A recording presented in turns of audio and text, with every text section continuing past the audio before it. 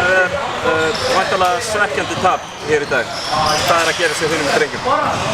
Já, ég meina við erum bara undirbúið okkur fyrir Evrópumót og ég meina sjálfsögðu svekkjandi. Það sem að gerast bara við erum bara í ferli og þetta bara svona eitt af fyrstu skrefunum.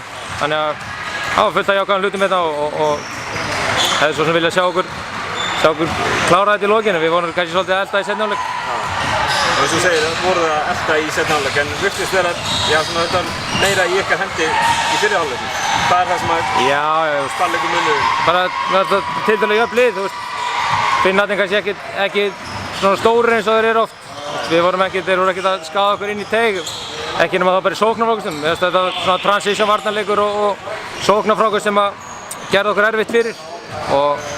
En annars fullt af jákvæðum punktum og við tökum það bara með okkur. Við erum bara í ferli og hvort við unnið að tapa hér, þú veist.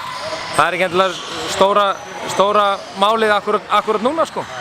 En auðvitað svekkjandi, við viljum vinna og það gefur mönnum oft meira, en við tökum bara lærdóm úr einu og öllu, jákvæða hluti og það sem við þurfum að laga og svo er bara gamla góða áfranga.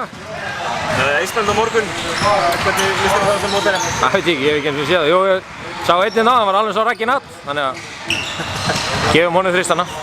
Takk.